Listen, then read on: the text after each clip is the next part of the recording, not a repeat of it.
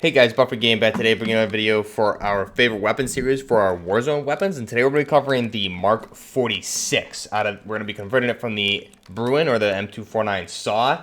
It's essentially an enhanced version of the M249 SPW or special purpose weapon. So I'll show you how to build this for Warzone, and then we'll jump in and we'll show some gameplay in the background. I won't walk you through the win because I'm just going to show a couple different wins and some different gameplay there, but we will discuss also the post on Activision blog today regarding the integration of the Cold War weapons into Modern Warfare's Warzone. So we'll discuss that during the video as well. So let's go ahead and we'll back out and jump right into this.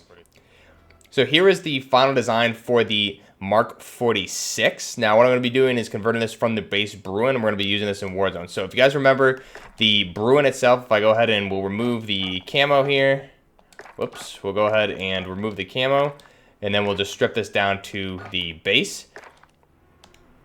So the Bruen back in, I believe it was Season 5. If you ran, I'll show you guys what it used to be. Just the insane meta Bruen weapon, which ended up getting this weapon nerfed pretty heavily, is that everybody used to run this for the Bruen. So when this gun first came out, I used it a lot with my SAW Para variant that I covered here on the channel. For those conversions in a Warzone video on that as well. We would just use a shorter barrel here, and essentially it'd be similar to this, and we just used a hammer sight. So this was typically what I was running, minus the tack laser, and I was throwing out a Ranger foregrip. This is what I was running when this weapon first came out, and I really enjoyed this build. This was one of my favorite things to run, and then everybody started running that meta Bruen I just showed you. So I haven't really touched it since then, and Infinity Ward nerfed it back in the end of Season 5 there, finally, and I really just started picking this back up again. Since the Kilo meta is so strong right now, I wanted to build something that was still a viable option for this. I tried running that SAW Para variant a few months, I think like a month ago, and it just wasn't the damage and the recoil out. It was just a little bit too much to handle. So what I did was I went with a Mark 46. So to build this, we're going to go with the muzzle. We're going to go throw on the monolithic suppressor. Obviously, this is kind of a standard here in Warzone. Going to give us the pros of the sound suppression and the damage at range, which is going to be increased, which is a big one. Cons are going to be the ADS speed and the aim walking steadiness. So we'll select that.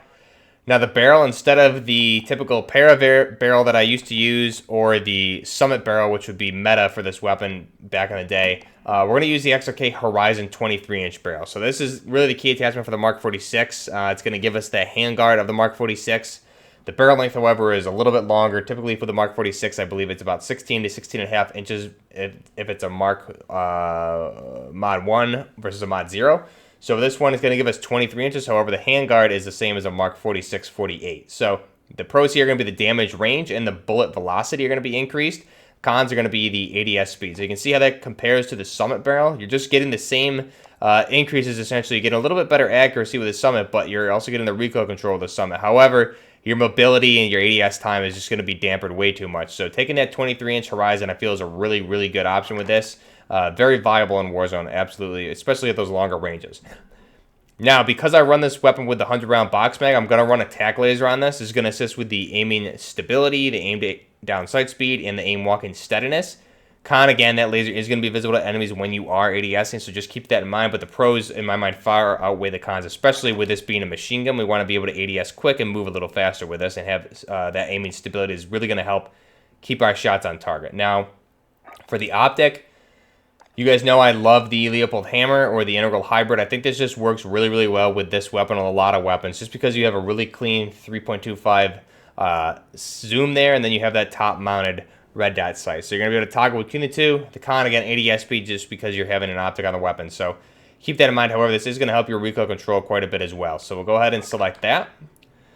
Now the final attachment, we're going to leave the base stock. No perk, no rear grip, and I am going to stay with the standard 100-round box for this weapon, or the 100-round belt, versus a 200 or even the 60-round, which they nerfed this so that you're going to have much more increased recoil with this. I tried running this a little bit, and it just wasn't the same. Plus, you're running a machine gun to run a machine gun. I feel like you really need that 100-round minimum to lay down the suppressive fire you need and keep your enemy pinned. So the underbarrel, we're going to go ahead and do the Commando foregrip. This is going to assist with the recoil stabilization and the aiming stability. The cons here are the movement speed. So I went with this over something like a Ranger. I really don't think there's much vertical recoil on this. I'd much rather concerned with more stability, and you're getting some of the recoil control still with the Commando foregrip. But you'll notice in the gameplay, it's very easy to control this recoil, even at those longer range engagements. And we're not taking any hit to our ADS speed by selecting this underbarrel. So we'll go ahead and select that. And then for the customization here, we're going to go with a camo. I like to run a digital with this lately. I think the March digital or even the Bark digital are really good options here. Either of these I think look really well on this weapon. So we'll go ahead and select that.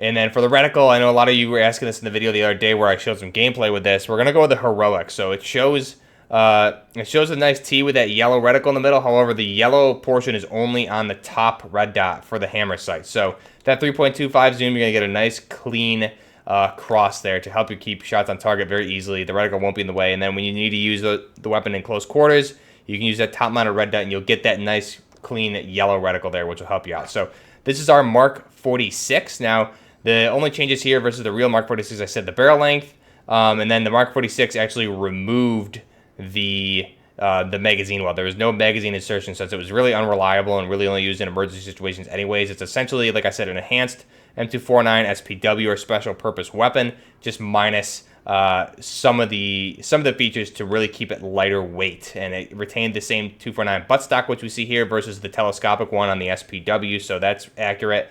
And so really the major changes are the barrel length is wrong here, and then obviously got rid of that magazine insertion well as the vehicle mounting ability for this weapon. So that's our Mark 46. Go ahead now and we'll jump into the gameplay with this, and I'll just show you this again.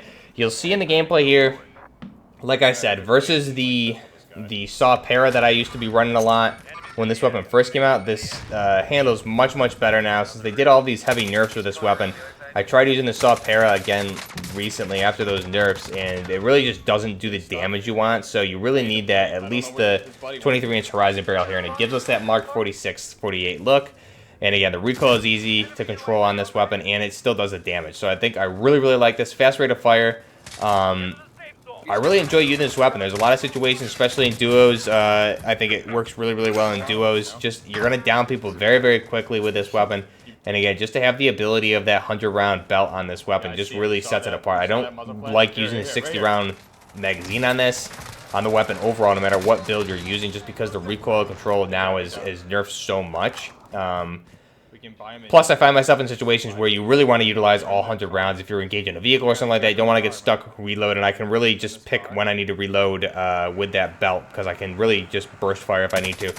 I just think it's a lot more easy to manage. And then when I really need to get in trouble and I need to dump a 100-round belt, I can do that without having to worry about reloading, which is a good thing. So using the machine gun really as it's supposed to be used, I like this build quite a bit. And you'll see in the gameplay, very accurate, able to down people very quickly. And even in close quarters, I had some close quarters engagements too, where I may have gotten some little lucky there. Obviously, this isn't a close quarters weapon, but it's still that fast rate of fire on this weapon, the high damage still works out really well. I don't see anybody running a Bruen lately. Seems like once Infinity Ward nerfs a weapon, nobody ever picks it back up. I see some Brows now and then, but I really have not seen any Bruins at all.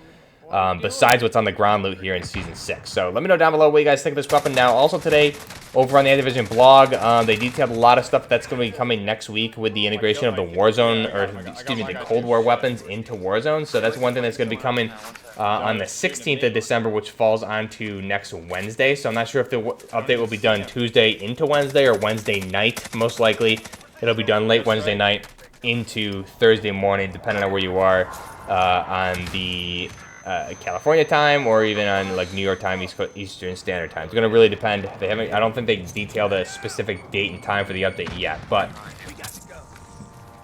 they're going to be bringing over all the weapons from Cold War. So I believe all 5 assault rifles, all the weapons from each category. So they're going to be bringing those over with all of the attachments. You'll only have the ability to select 5 attachments on your weapon, same as Warzone. They're not bringing over any of the perks or things like that that are independent of Cold War itself. So those are going to stand alone in Cold War. You're not going to be able to use the gunfighter perk or anything like that to allow yourself to have 8 attachments. So I think they showed some images there showing the AK with some builds from Cold War in the Warzone menu and stuff in the gunsmith. So it looks really clean.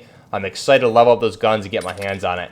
As well as some information with Season 1. We have the Graza coming, which is going to be nice. So all these things in the Battle Pass for Season 1 will be able to unlock and use in Warzone. So let me know down below what you guys are looking forward to the most with the Warzone integration of the Cold War weapons. Also, let me know down below what weapon you think is going to be the best. I know I did a video the other day what I thought were going to be the top 5 weapons, at least one weapon from each weapon category. that I thought were going to be worth leveling up. So check that video out. Let me know what you guys think. And then let me know what you think of this Mark 46 video. The Bruen, like I said, very underused these days. I actually found myself having a lot of fun using it. Very accurate, and it's a lot of fun to get shots on target. Going back and using a lot of machine guns lately. And next one I'm going to be using is the Finn, or the Knights Armament Company Light Assault Machine Gun with that adverse barrel. Is a lot of fun to use too. I don't see anybody using a lot of these weapons lately, which is interesting because I'm able to really get some pretty decently high kill games with these weapons. So let me know down below what you think. This is Buffer Game with the Mark 46 here in Warzone. Until next time, Buffer Gaming. Out. Closing in. Okay. They're going to have to cross low here. Okay. I got movement. They're coming below me over here. Wait. He's gonna come Yeah. He's in the building, I think. Okay. I downed this guy. I'm down. No targets remain. Earn to win. Hey. Oh,